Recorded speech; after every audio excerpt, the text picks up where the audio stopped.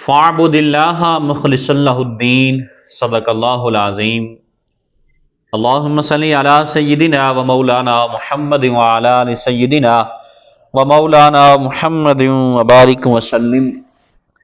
اللہ تبارک و تعالیٰ کی حمد و ثنا کے بعد نبی کریم صلی اللہ تعالیٰ علیہ وسلم کی بارگاہ میں درود و سلام کا نذرانہ پیش کرنے کے بعد میرے نہایت ہی واجب الاحترام معزز سامعین کرام، السلام علیکم ورحمۃ اللہ وبرکاتہ۔ میں آپ کا میزبان مفتی محمد احمد یار نوری آپ کی بارگاہ میں حاضر ہوں۔ آج جس موضوع پہ ہم بات کرنے جا رہے ہیں وہ ہے اخلاص۔ اللہ تبارک و تعالیٰ بھی قرآن میں ارشاد فرماتا ہے فاعبد اللہ مخلصا لہ الدین۔ اللہ فرماتا ہے او میرے بندے پس میرے دین کے لیے مخلص ہو جا۔ جب انسان کسی کام کو کرنے کے لیے مخلص ہو جاتا ہے تو پھر اللہ تعالیٰ اس میں برکت ڈال دیتا ہے، کیوں؟ اس کا مقصد اللہ کی رضا کے لیے ہوتا ہے۔ جب اس کا مقصد اپنی مرضی ہوتا ہے یا اس کے اندر کوئی لالچ ہوتا ہے تو پھر انسان اس کو پورا نہیں کر سکتا۔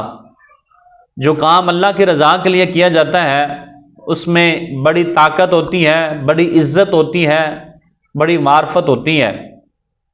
تو جب بھی کسی کام کے اندر بھی لالچ آ جاتا ہے، ایک تو وہ ثواب ضائع ہو جاتا ہے، ایک جو منزل ہوتی ہے اس تک بھی انسان نہیں پہنچ سکتا۔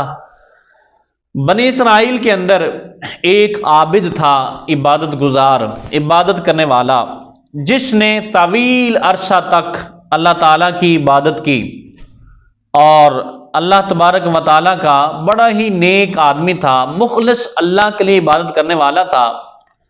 اس کے پاس کچھ لوگ آئے اور کہنے لگے کہ فلاں قوم اللہ کے علاوہ کسی ایک درخت کی عبادت کر رہی ہے، اس کی پوجا کر رہی ہے۔ یہ جب اللہ والے نے یہ بات سنی تو اسے بڑا غصہ آیا۔ کہا یہ کیسے ہو سکتا ہے کہ اللہ کو چھوڑ کر کوئی کسی درخت کو خدا بنا لے اور اس کی عبادت شروع کر دے؟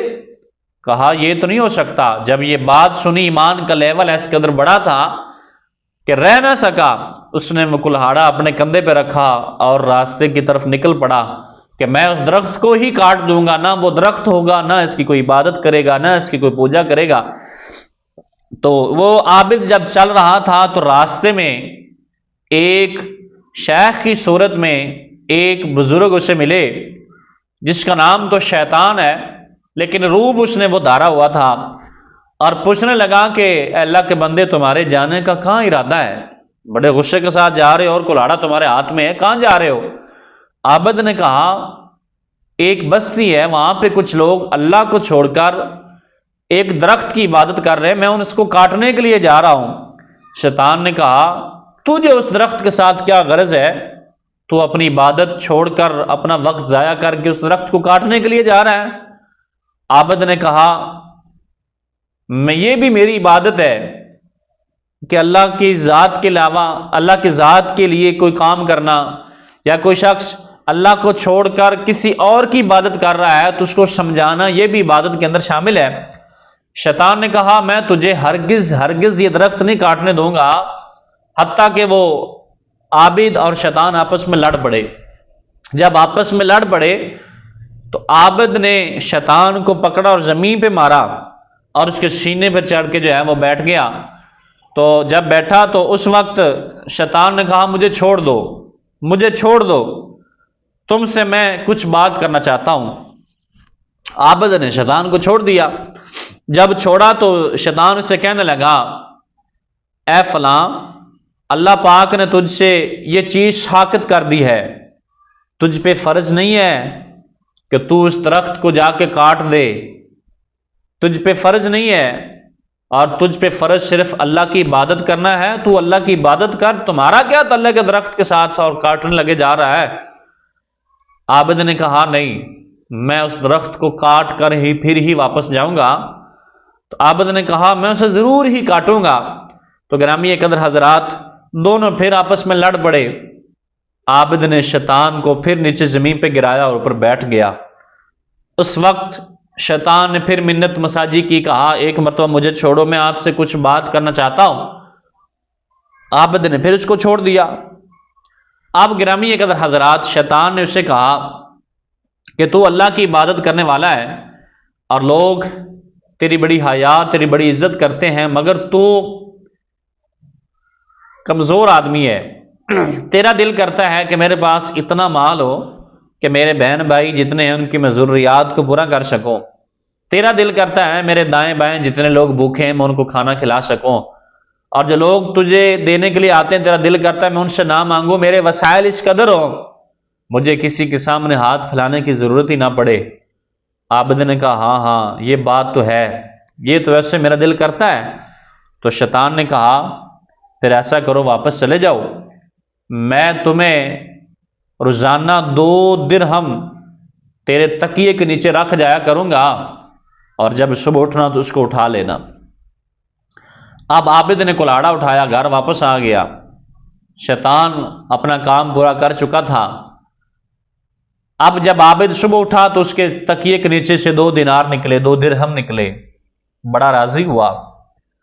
پھر دوسرا دن آیا، تیسرا دن آیا، حتیٰ کئی دن گزر گئے، دینار درہم ملتے رہے۔ آخر کار چند دنوں کے بعد وہ درہم و دینار ختم ہو گئے۔ اب اس عابد کو پھر غصہ آیا، کہا اس نے میرے ساتھ یہ بات طے کی تھی کہ یہ آپ کو درہم و دینار ملتے رہیں گے، مگر چند دن ملے، اب تو میں اس درخت کو کاٹ کر ہی رہوں گا۔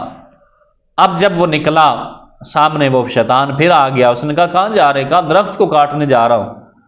شیطان نے کہا میں تمہیں درخت کاٹنے نہیں دوں گا۔ عابد نے کہا میں درخت کاٹ کے ہی رہوں گا۔ کیوں؟ عابد کے ذہن میں یہی تھا کہ جب پہلے 2 مرتبہ شیطان کے ساتھ میری لڑائی ہوئی ہے تو شیطان کو میں نے نیچے زمین پہ گرایا ہے اور اس کے سینے کے چڑھ پہ میں بیٹھا ہوں، آج اس کی کیا مجال ہے کہ میرے ساتھ یہ مقابلہ کرے گا۔ جب شیطان کے ساتھ وہ عابد لڑنے لگا تو شیطان جیت گیا، عابد ہار گیا۔ اب عابد نیچے ہے، شیطان اوپر بیٹھا ہے۔ اس وقت شیطان نے کہا میں تمہیں یہ درخت نہیں کاٹنے دوں گا، اور عابد نے کہا مجھے یہ بتاؤ 2 مرتبہ پہلے ہم آپس میں لڑے ہیں، 2 مرتبہ میں جیت چکا تھا اور آپ ہارے ہیں، اب تیسری مرتبہ ایسا کیا ہو گیا کہ تو جیت گیا اور میں ہار گیا ہوں؟ تو گرامی قدر حضرات، اس وقت شیطان نے کہا جب پہلے 2 مرتبہ اس درخت کو کاٹنے کے لیے تو جا رہا تھا تو تیری رضا اللہ کی رسول لیے تھی، تو صرف مخلص اللہ کے لیے اس درخت کو کاٹنے کے لیے جا رہا تھا، اب تیری رضا اللہ کے لیے نہیں ہے، اب تیری رضا ان پیسوں کے لیے ہے کہ وہ مال مجھے دولت کہاں ہے جو مجھے مل نہیں رہا۔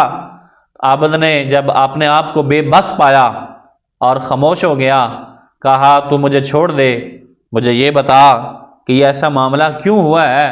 تو شیطان نے کہا پہلی مرتبہ تجھے اللہ پاک کے لیے غصہ آیا تھا اور تیری نیت آخرت کی تھی، اللہ پاک نے تجھے میرے اوپر جو ہے وہ غالب کر دیا، اب تیری نیت آخرت کی نہیں ہے، اب تیری نیت اللہ کے رضا کے لیے نہیں ہے، تیری نیت اب جو ہے وہ دولت کے لیے ہے، لہذا تمہیں غصہ آیا ہے، اس وجہ سے تو مغلوب ہو گیا اور میں غالب ہو گیا ہوں۔ آج ہماری صورتحال بھی اس قدر ہے کہ ہم نے کیا کیا ہوا ہے کہ جو کام اچھا لگتا ہے اس کو کر لیتے ہیں، جو اپنی من پسند ہوتی ہے اور جو شریعت کا کام ہوتا ہے جس میں اللہ تعالیٰ کی رضا ہوتی ہے اس کام کو ہم چھوڑ دیتے ہیں، جو ہمیں اچھا لگتا ہے وہ کر لیتے ہیں۔ پھر آج ہماری صورتحال بھی ہمارے سامنے ہے۔ تو لالچ ہمیشہ بری بلا ہے، اس سے بچا جائے، کوئی بھی کام کیا جائے تو اللہ کی رضا کے لیے ہی کیا جائے، اس کے علاوہ کسی کے لیے قدم نہ اٹھایا جائے۔ جو اللہ کی محبت کے لیے کچھ کرتے ہیں، اللہ کی وجہ سے کچھ کام کرتے ہیں، اللہ کے لیے محبت کرتے ہیں، بروز قیامت جب کسی چیز کا سایہ نہیں ہوگا اللہ ان کو اپنے عرش کے سائے کے نیچے جگہ عطا فرمائے گا۔ اللہ عمل کی توفیق عطا فرمائے۔